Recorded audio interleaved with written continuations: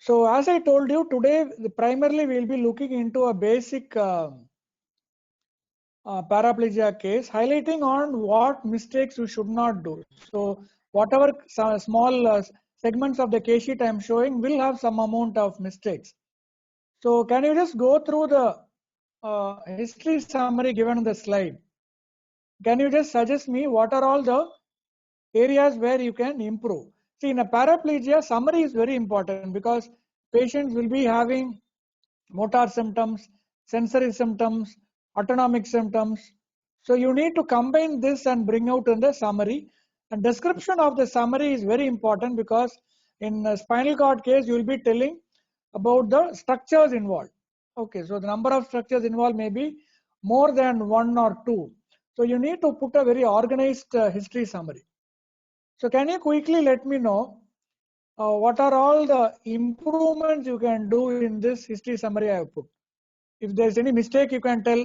If there is anything better written or not written, you can tell in this summary.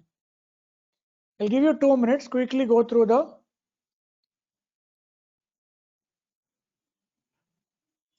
summary.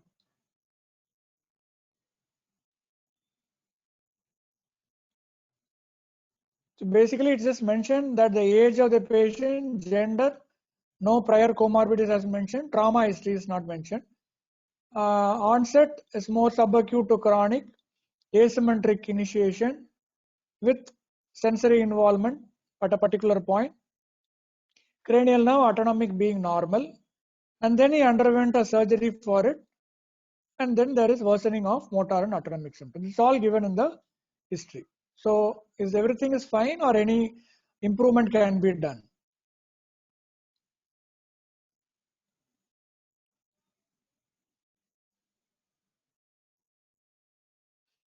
Okay, one reply I got is asymmetric. Which limb was?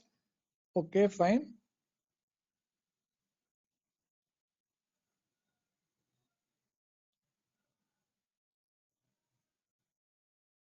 What kind of sensory symptoms? It's one of the answer or suggestion.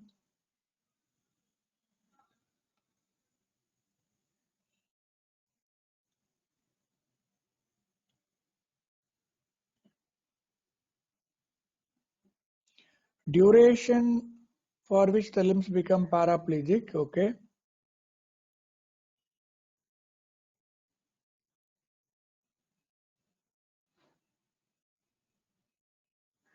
Okay, I'll give the answer here.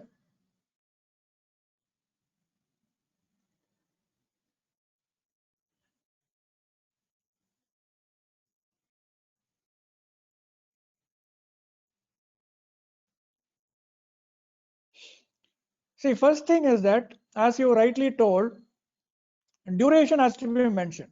Okay, so it's better you can use the duration. See, here the issue is that you have to either give subacute or you give chronic. Do not combine both. Okay, so basically we divide it into acute, subacute, and chronic. Either you can tell the duration and leave it there, or you either select subacute or you select chronic. Okay, and before you document it as paraplegia, ensure that by history the power of the lower limb is 0. Okay, so this is something you need to really look at. Asymmetrical is fine. Asymmetrical is fine. Right or the left doesn't matter much. So this I agree.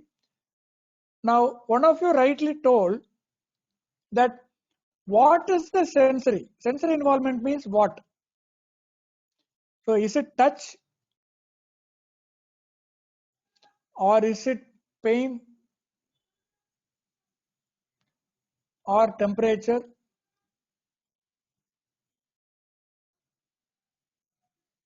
Okay, so what is the sensory modality? You need to mention there. Localization is below the umbilicus. You can tell a specific localization, but ensure that the patient is correctly telling it and he is telling it in a repeated way. Two sites where you may have a clear localization in history is below the umbilicus is one, or he may even tell both hip. below the inguinal ligament. That is one localization patients tell. Another is localization in mid-thoracic region, like at the level of the nipple. Okay, the mid-thoracic region. So that is what they will be actually mentioning. Okay. Now, rest all is fine. Now, if there is an involvement of autonomic, for example, if there is involvement of bladder, then you need to elaborate the type of bladder. Okay. So I've given you a few corrections here. First is the duration. So one I told that you need to mention the duration, or you either mention subacute or chronic. Don't combine this subacute to chronic or acute to subacute. Second thing is that paraplegia. So ensure that the patient by history is telling that the power is 0. Symmetrical, asymmetrical, it should be mentioned. Okay. What is the type of sensory? So this can be put as 3.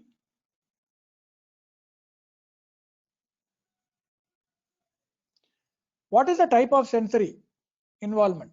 You need to tell 4.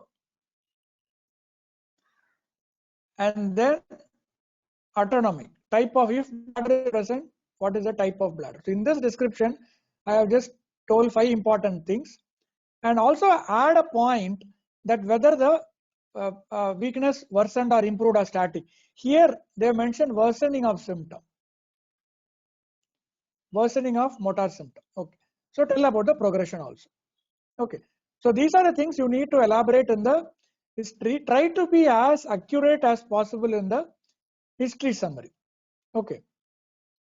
So now going to the tracks involved. Now I want your comments on the tracks involved. So in spinal cord, as you know, you need to tell about the tracks involved and possible etiology. Okay, 2 things it's expected. First you summarize the history, then you tell the tracks involved, then you tell about the site of lesion if possible, and also the etiology. So you can just go through it, whatever is written there, the tracks involved, the localization and the etiology. Is there anything which you can do better in the description?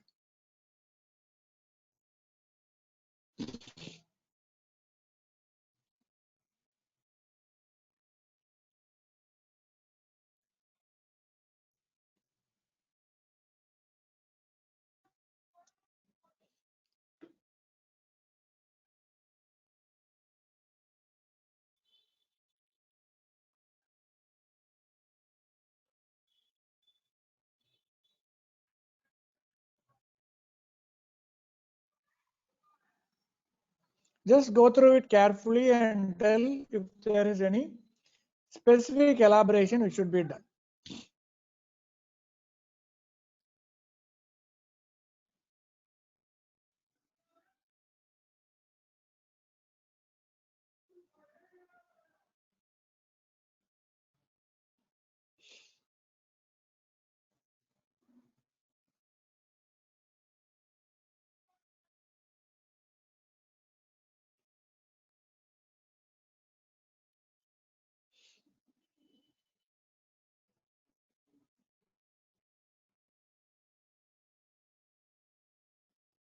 Yes, any answers?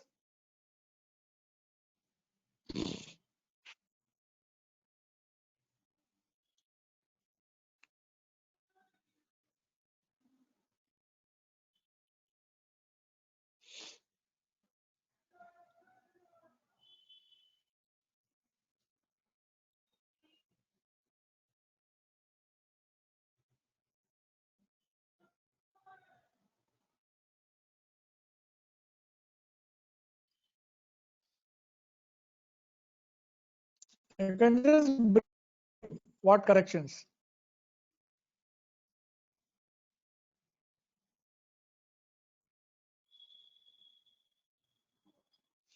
Okay, I'll start giving the answers. When you tell the tracks involved, you cannot just tell corticospinal tract bluntly. You need to tell corticospinal tract which is supplying both the lower limbs. You have to tell the limb. Okay. So mentioning the limb is important because here it's bilateral, so it's not a problem. So since the corticospinal tract crossovers at different levels and also connection to the anteron spill, it is better to tell the limb, corticospinal tract, which is supplying the right and the left. If it is unilateral, you need to tell the right or left. Otherwise, here you can tell that corticospinal tract supplying both the lower limb. Now here, clinical localization of lateral spinothalamic tract is possible. Now, if you look at the function of the anterior spinothalamic tract, it is little complicated. Anterior spinothalamic tract is not exclusively for pain and temperature alone. You have to remember that. Okay. So don't bringing the localization of anterior spinothalamic tract most of the situations. So you can just tell the lateral spinothalamic tract and you can tell about the posterior column. But here you need to be convinced. Posterior column getting by history is quite difficult because what are the sensory modalities which you have to which need to be abnormal when you tell it is posterior column. When it is posterior column, what are all the sensory modalities which has to actually go?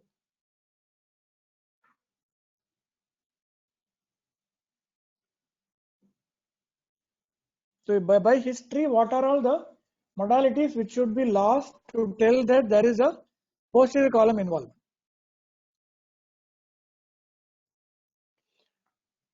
Okay, one answer is vibration, joint position sense. Okay. Now, so that is what. See, this patient had a looks like a complete paralysis. So proprioception history is very difficult to actually identify in that patient. Getting the history of proprioception, you need to be very much convinced. And vibration sense, getting by history is very difficult. So be careful when you tell about the posterior column localization. Don't go by touch. That is what I am trying to tell. If the touch is impaired, don't tell the posterior column is localized. You can tell it as a possible posterior column involvement. Don't tell it as a confirmed posterior column involvement because touch pathway is little complicated. You also have a posterior tract, you also have an anterior tract, and more information are coming into the pathway of touch.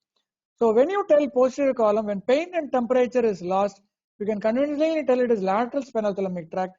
And most of the time in paraplegia, touch is often impaired.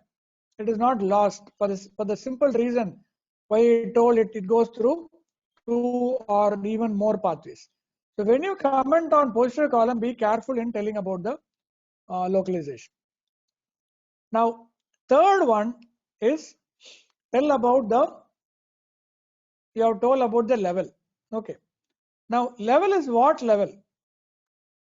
Okay, so you need to tell about the motor level or sensory level. What is the level? You should not bluntly tell it as a D10. Okay, so don't start with the etiology here. Mostly extramedullary, extra compressive. Don't tell it here. Okay. After you're telling the tract, you move this up. You tell what is the level you are trying to tell. Is it motor? Are you telling about the motor possibility? Are you telling it is a sensory possibility? So that you need to tell. Okay. So if at all you are going to localize, then comes the etiology. So here, once you tell it is compressive myelopathy, it has to be outside. Okay. So here you have to tell whether it is vertebral or non-vertebral. See, you can even tell the reverse order. You can tell myelopathy. You can tell myelopathy at which level. You can tell the level along with this if you want. Then you can tell it is a compressive etiology. Then you tell whether it is vertebral or non-vertebral. Then you tell what it is. Okay, so you expect it to be extramedullary.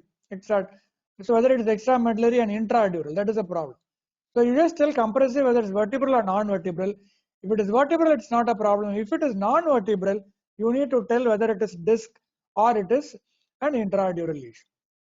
Okay, so this is something you need to reorganize in the location. And etiology, as I told you, you can bring it there itself and you can give a differential type. That's not a problem at all. So first is tracks, next is the level along with the type of myelopathy, then comes the etiology. Okay, is the two things which I described clear? I told about the summary in a patient with paraplegia and about the organization of the structures involved, commenting on the level, commenting on the compressive or non-compressive myelopathy, commenting on whether it's vertebral or non-vertebral. If it is non-vertebral, then you go ahead and tell. So try to list it one by one and try to bring down. And don't give any very specific diagnosis in the etiology. Try to give a differential diagnosis in etiology as much as possible. Sometimes it may be difficult, sometimes it will be vertebra. Even if it is vertebra, you can still give a differential diagnosis. So try to encourage differential diagnosis as far as etiology is concerned. Okay, and avoid giving contradictory thing. For example, you are telling port spine, that is vertebral. Okay, so this is non-vertebral but extramedullary, and you also are telling some lesions which can be intradural. Okay, so as much as possible, don't mix too much.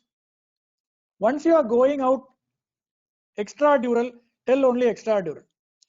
In case if you have a doubt, you can give it's both. You can tell compressive myelopathy, it could be extradural or it could be intradural also.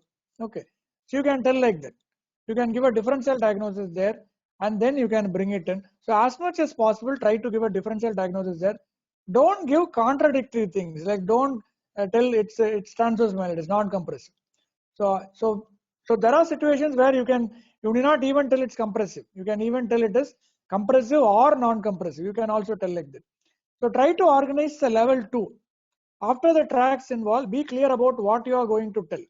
Are you going to tell it is compressive myelopathy? Are you going to tell it is non-compressive myelopathy? Or you can even tell myelopathy, possibly compressive, possibly non-compressive, and you can give a broader differential diagnosis. So the second level of diagnosis, that is after the tracks involved, you try to clarify things clearly there. According to the second level description, you tell the etiology. Okay.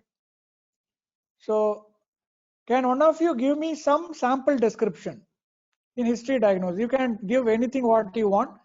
A sample description on tracks involved, then the nature of the myelopathy with reference to compressive or non-compressive, whether it is extramedullary or whether it is intramedullary, including the level, and possible one or two etiologies. I'll give some time. So try to organize the history. So this organization of the history diagnosis in the case sheet is very important in paraplegia case. The precise nature in which you present this history diagnosis is something which you need to put lot of thinking into before documenting. That's what I'm trying to tell. So I'll give some time.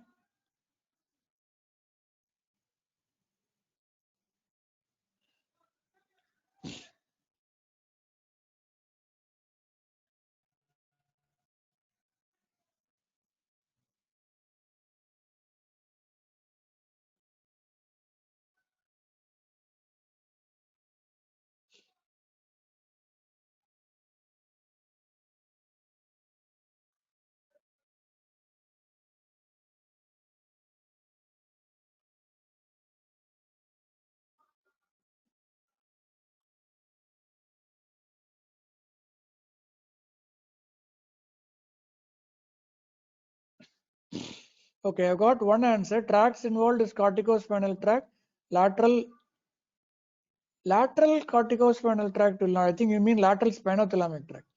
Posterior column, okay. Sensory level at D10, okay. So you can even tell like that. You need not tell the level everywhere. You can even tell that sensory level is this. But generally, when there is a motor involvement, you have to tell a motor level also, an approximate motor level.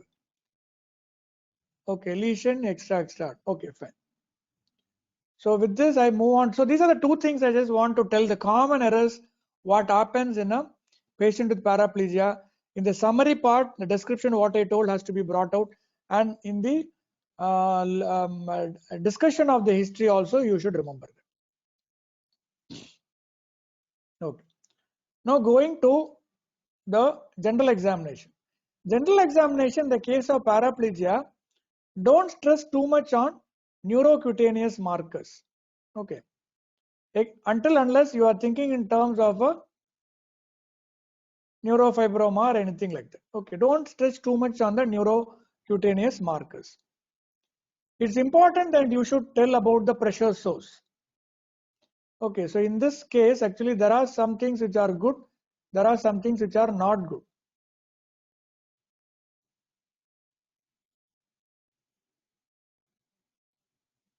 So bed source is something, use the word pressure source. Okay, so rather than using a bed sore, use the word pressure sore, because it can occur in many places. It can occur in the occiput, it can occur in the shoulder blade, it can occur in the posterior part of the acromion, it can occur on the iliac crest and the posterior part, and even in the ankle. Okay, and in acute to subacute onset, you tell about the pulse rate variability. Okay, so whether it is regular or not, variability of the pulse is something you need to really look at, because variability can happen in certain diseases like Guillain-Barré syndrome. Okay, variability is something you need to look at. If you are going to look at, don't forget peripheral nerve. Acute demyelinating peripheral nerve can also actually present with this. Okay, and also the pattern of respiration. So because you, as you know, high cervical lesions can produce abnormal breathing. Okay, so comment on the pattern. You can just tell that if it is a regular, okay, pattern, whether it is regular or not, whether it is shallow or not. And again, fluctuation in blood pressure, because you can get BP fluctuations in patients with high cervical cord lesions. It can get abnormality in the sympathetic and parasympathetic functioning. So that is something you need to always remember there. Okay, so in paraplegia, remember pulse rate variability, blood pressure variability, and respiratory pattern. Don't stress too much on neurocutaneous marker. Also give importance to the pressure sore.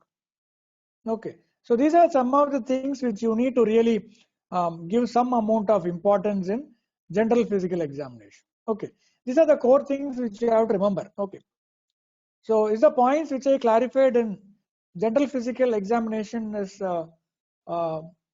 understood? Any doubts in general physical examination, you please ask. If there's anything I need to clarify, because they would have suggested many things in general physical examination.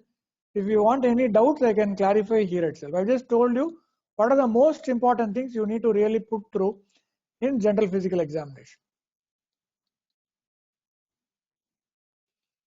Okay, these are the things seasoned examiners will be expecting you to tell. Okay, if there are no doubts, I'll go to the next slide. Now, higher mental function in patient with paraplegia, be very careful when you document the Mini-Mental score without examining. Okay, why I am telling Mini-Mental score without examining is because we have seen instances where patients with trauma who have also sustained some amount of cerebral contusion will have some amount of abnormality in the Mini-Mental score. So don't just like that put 30 out of 30. So otherwise you need not comment on it much. If you don't have the time to look at it because you are having a semi-long case, you may not have a time. So you don't contain on the Mini-Mental score. You can just broadly tell cognition, other things are normal. So that is widely acceptable. But when you tell the score, you ensure that you have quickly run through the questions to be sure that the patient is not having any subtle abnormality in the Mini-Mental score. Okay. So otherwise, higher mental function is not a big issue except in nutritional disorders like B12 deficiency or alcoholism related disorders. Otherwise, most of the time you expect it to be normal. So be careful with the higher mental functions alone. Now, again coming to cranial nerve. Usually in spinal cord disorders, you expect the cranial nerves to be normal. But don't forget the olfactory nerve. It may look irrelevant. It may look irrelevant. Remember, olfactory nerve can be damaged to some extent in patients with trauma, especially road traffic accidents. So a subset of patients with paraplegia, they may have impaired olfaction. Okay, so this is something you need to remember. And in general, this I think you will be knowing, optic nerve examination should not be ignored, especially when you are talking about non-compressive myelopathies. Optic is very important. That is because it may be abnormal. That is one reason. Second is, in paraplegia, you cannot study the field of vision. He has told paraplegia, but he has told normal. Okay. In a paraplegic patients, you cannot detect the field of vision. Maximum you can do is something like the Meniere's test, or there are certain other tests at the bedside which can be done to look at a crude idea about the temporal and the nasal vision, but a complete field of vision is not possible to be appreciated. And fundus is very important in paraplegia. Don't forget to look at the fundus. It is mandatory that you don't dismiss the cranial nerves as normal till look at the fundus and the optic nerve. Okay, so optic nerve is very important as in paraplegia, and remember not to include things like field of vision. Again, in coming to the oculomotor, pupillary sizes are important, especially in high cervical lesions, because you remember the pupillary fibers are controlled by the cervical segment. So in patients with quadriparesis, do not forget to study the pupil properly. Reaction to light, again, you cannot do. For example, direct you can do, indirect will be difficult because patient will be at the bedside. So you can tell direct thing you can do. Direct you can do, but indirect don't commit it much, because indirect you need, you cannot illuminate. You have to look at the other eye without any illumination. You need a well lit room. Indirect illumination should be good, and you cannot tell about the accommodation. Okay, so don't comment on accommodation, because accommodation can also be, so 3, 4, 6, two things you need to be careful. One is the indirect light reflex, another is the accommodation light reflex. Both cannot be assessed that well in a patient who is having a zero weakness, who cannot stand. You cannot take it to the natural illumination. So this is something you should not mention and get caught, when in fact it cannot be really appreciated. And this I think you will be knowing. George's is very important in a patient with quadriparesis. You need to really look at. And sensation of the trigeminal nerve. Again, very important, because you know that there is a high cervical pathway for the trigeminal. So sensation and the George, just look at it. Others are usually normal. Facial are not invariably affected. And I think other cranial nerves is not a problem. So did you understand the points what I told for higher mental function and cranial nerves? The common errors which you tend to do, and what you need to be very careful. Okay, field of vision is by Meniere's test. I'll just one thing, there are many other things. I don't exactly remember the names. Meniere's test, you just bring the hand from laterally. We do it for patients with hemiplegia who are aphasic, who are having global aphasia. So when you bring the hand from the lateral side, the eyes will blink. So it is called Meniere's test. That is one of the very simple tool you can do at the bedside. There are certain other tools also, like bringing different shapes laterally and asking them to identify the edge of the shape. There are some named kind of a test. I don't exactly remember, but I can tell you the book. It was described in the textbook of medicine by Golwala. It is a whole book. but it has mentioned those kind of bedside tools. Basically, it is based on shapes of objects. They would have given certain specific shapes to be brought in, the size of the shape, what edge you have to see and all. I do not know about the clinical relevance. Commonly, we use the Meniere's test at the bedside. Okay. Now going into the motor system. Now motor system, when you start with the motor system, wasting is quite rare. Okay. So when you look at the wasting, also document here, though we are looking at the nutrition, you also touch upon the fasciculations. Why is fasciculation relevant in a patient with paraplegia? I'll tell you the site also. Fasciculation in the palm. Fasciculation in the palm or even forearm. What value does it have in a patient with paraplegia?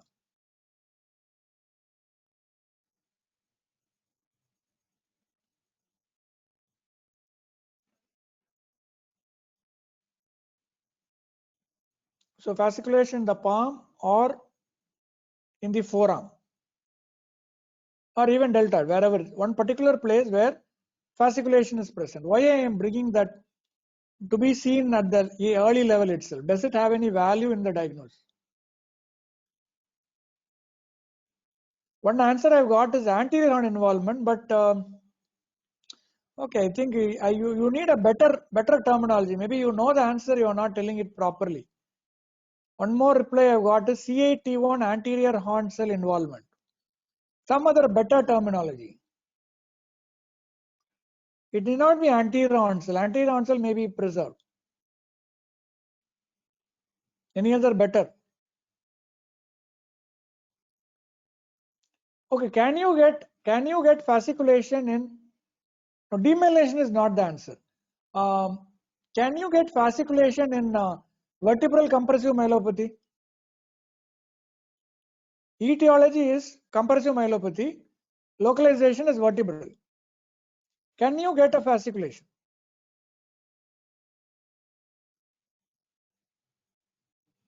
Can you get a fasciculation at a particular point? Anyway, I'll give the answer. At the level of lesion. Very good. So you can get a wasting with fasciculation at the level of lesion. Okay. So look for it. It may be there. It may be there. You have to carefully look for it.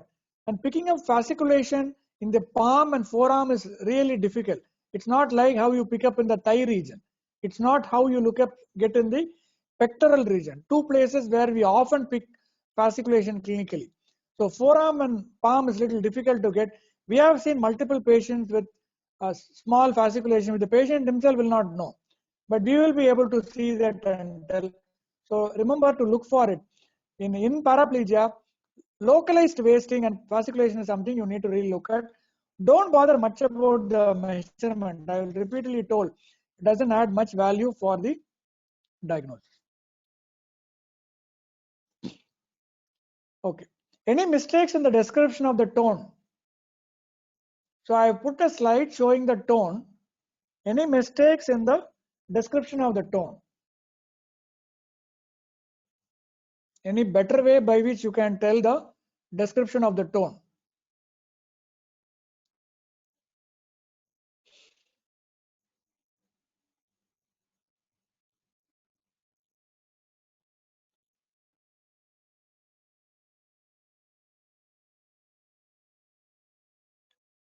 No, proximal to distal is the examination point. What I'm telling, description of the tone.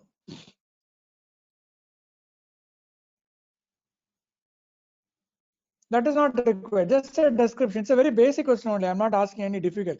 The error is not grave. Error is not grave. Okay, I'll give the answer.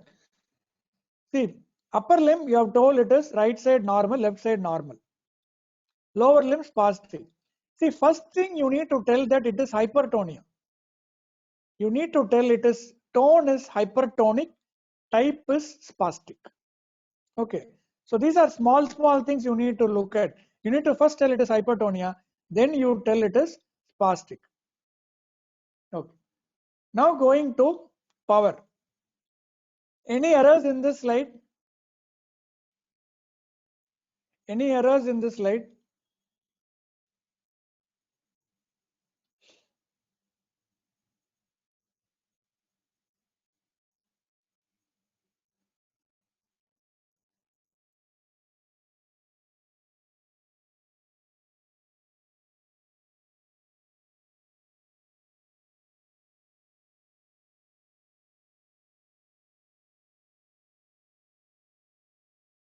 Any errors you see in this slide?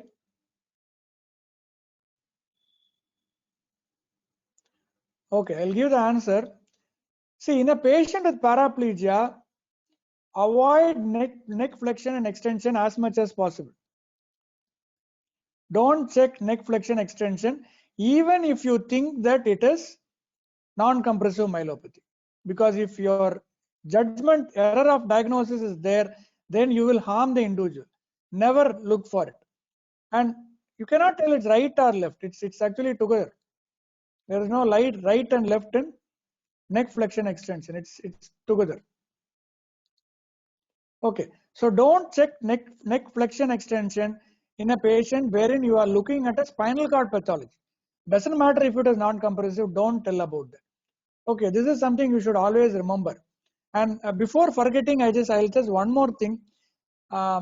Any other sign you will be careful in checking in a patient with paraplegia. One more sign. Okay, one question is that if we are suspecting GBS in a paraplegic patient, neck weakness, yes. See here again, what you can commit is that if you are very confident that it's GBS, non-compressive peripheral, then you can check for it. Even there, don't tell it is flexion. You can tell that patient is able to lift the neck from pillow. That is allowed.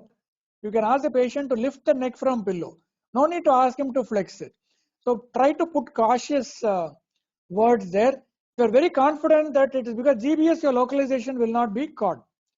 Okay, so when your localization is not caught, when you're going to tell it is acute peripheral nerve, then it's fine. Then I agree. But when you are bringing the cord into the picture, be careful when you document flexion extension. You can tell lifting of the neck. Okay, coming back to my question. One sign, a very common sign expected in paraplegia, you need to be very careful when you think of a high cervical pathology. Which is that sign? In general paraplegia, sensible assessors will pick you up there. Some assessors will expect you that sign to be told, but there are certain assessors, they will tell that how can you do this when the patient is having paraplegia. A name sign, Beaver's sign. Okay, Beaver's sign is again you need to be careful here. Again, generally when you check Beaver's sign, there are certain textbooks specifically tells don't ask the patient to flex or extend. Just ask the patient to lift the neck. That's all, without flexing or movement at the neck. So Beaver's sign is one thing you need to be really careful there. So I'm just telling you because quite often as assessors we insist on Beaver's sign because it has a localizing value, but it does have problem in injuring the patient also. Okay. So here this is what I was telling, Beaver's sign. And don't tell positive. You just tell what you saw. Don't tell positive.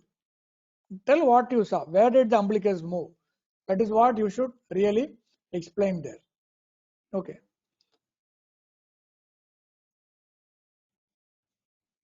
Okay. Any other mistake here in this slide? Hip, knee, ankle movements I displayed. Can you just tell the mistakes in this slide?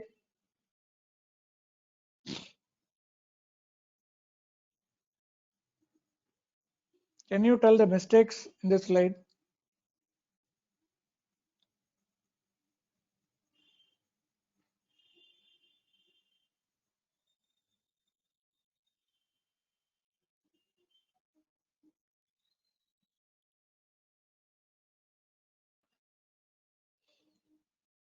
Okay, I'll give the answer. See, hip flexion, extension, abduction, adduction, it's all fine. Flexion, extension is fine. There are some spelling errors, that's fine. See, in a patient who has one extensor analysis lungs, okay.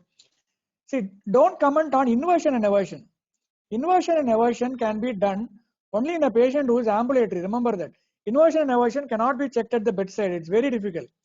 So when you have a dorsiflexion, plantar flexion of one, just movement, don't tell about inversion and eversion. It's not expected there.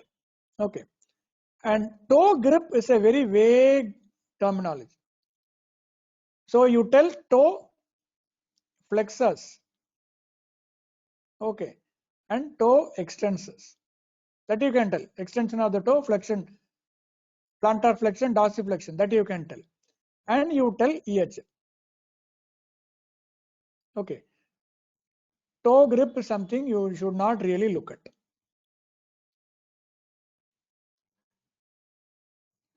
Ankle cannot have 1/5 when hip is 0/5. No, during recovery it's quite difficult. It's very difficult to tell. There may be slight recovery of sort of a movement may be seen. Just stability to movement is possible, and it's very difficult to tell that in practice. So, but what I'm trying to tell is that don't tell inversion and eversion in a patient who's having such a bad weakness, who's not able to really sit up. Lying down on the bed and looking at inversion and eversion may be practically very difficult. Okay. Now coming to superficial reflexes here.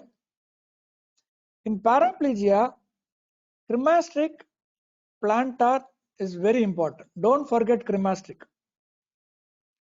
In men, don't forget cremasteric. Cremasteric and plantar is very important paraplegia patient.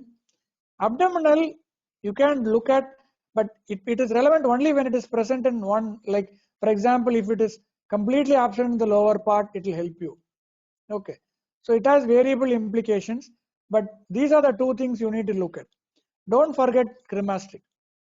And plantar being nociceptive, when you are seeing the patient, don't repeatedly do it.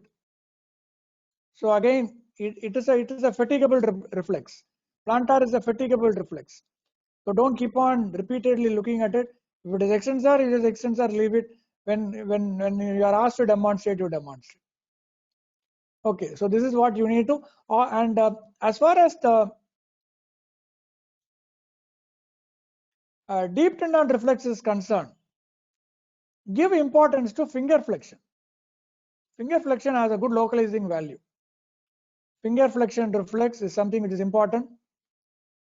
Finger flexion test or finger flexion reflex, whatever you call it, it is important.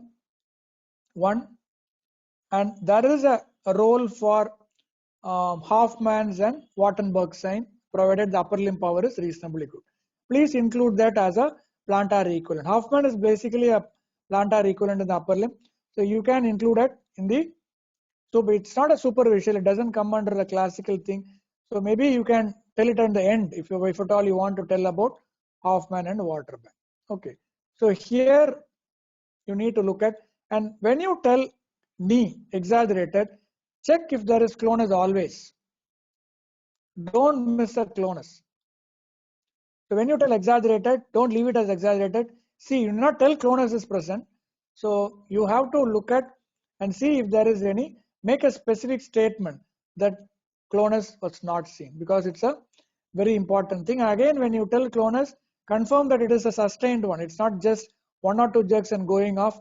See whether it is a sustained kind of a clonus. So these are minor things you need to really look at. And deep tendon reflex, especially when upper limb weakness is there, don't forget pectoralis jerk. Okay, so pectoralis jerk and trapezius jerk. Two jerks, don't forget when the patient is having quadriplegia. Again, trapezius checking in a patient who is bedridden, it is little difficult, but pectoralis is important. Okay, so remember finger flexion when appropriate, pectoralis when appropriate, and clonus. So the three things I want to just stress so that you don't miss out on the important things. Okay, coordination, I think it's not possible, it's not relevant also. So flexor spasm, if you see that, you can tell it. If you witness a flexor spasm when you are examining the patient, you can tell it under involuntary movements. So this is something you can always tell. Sometimes they may not, it will be told in the history also, but when you are examining, you will get it. Or sometimes you will get flexor spasm when you are doing the reflexes. So for example, when you do a plantar, he will have a flexor spasm. You can tell it.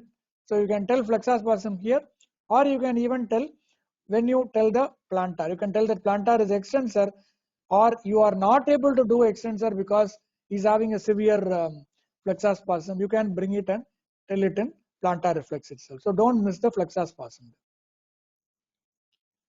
And sensory, okay, sensory. Remember, in most patients with paraplegia, touch is usually impaired. It is not completely lost. Okay, so this you just remember. So most of the time it is impaired. So be sure when you are telling touch is lost. Most of the time it is impaired. As I told you, touch has more than one pathway. Still science is evolving in that knowledge. So most of the time it is impaired. So when you tell it is absent, so when the assessor comes and finds out that it is just present, it may be, you may cut a sorry. So confirm that it is absent definitely before you tell it is absent. Okay. And if pain is lost, you can assume that temperature is also lost. So bedside assessment of temperature is little complicated. You are permitted to tell that you did not assess for temperature. It's acceptable because once you localize the pain in certain dermatomes, you can assume that the temperature is also lost. So these two go together. So no need to tell temperature is impaired, and then if they ask you how did you check the temperature and you are not having the tools, it will be a problem there. Again, vibration has a very good localizing value. Vertebral vibrations. Okay, this I think you will be knowing it. So vibrations in the vertebra has a very important localization. So this again, remember, in a patient with paraplegia and posterior column is affected, vertebral vibrations is something you need to always remember. Okay, so these are some of the things which I want to really look at sensation. So sensation can have patchy. So don't try to always fix a particular point, touch all the dermatomes. If it is patchy involvement, you tell patchy involvement because recovery can be patchy. So he may have a complete sensory involvement at the initial part and subsequently it may turn out to be a patchy involvement. So that is always possible. Okay. And when you tell the diagnosis, you can give a motor level, sensory level and reflex level. And if you want, you can give a vertebral level if you are going to tell a vertebral etiology. So lesion care actually differ. But there is a problem here. So when you tell the reflex level, for example, look at the dermatome. They are given T12 as the reflex level. Sensory level, they are given, sorry, T11 as the reflex level. Sensory again, T11 as the reflex level. These are tricky levels. These are not defined levels. For example, T10 is a very defined level. Okay. L1 is relatively a defined level. So don't put gray areas in the defined level. Okay. Did you understand the point in the level? Because localization I'll be taking again separately. So did you understand the point I am conveying? When you tell the sensory and reflex level, be careful in what level you are telling. Don't tell levels which you cannot really substantiate by single reflexes. D10 we all know. We know the abdominal reflex is there. You have the Beaver signs. You have the clearly defined sensory documentation. Similar to the T12 to some extent, inguinal ligament, L1 to some extent. Similarly, L4, L5 to some extent, not definitely T11. So try to look at that in a proper way. So these are the basic thing I just want to come across in today's class. So what I've actually conveyed to you is just a broad idea, presentation of a paraplegia. It's a basic thing. As a postgraduate, it is a case which somewhere, though it's not relevant in practice, you expect it to be done it in a perfect way. So ensure that you do these concepts, whatever points I told you in the history summary, in the history localization, and the components and examination, and telling a level in the diagnosis. Please remember that. In subsequent classes, I will definitely take a specific class for a few finer aspects and diagnostic skills. So we will touch it in the next class.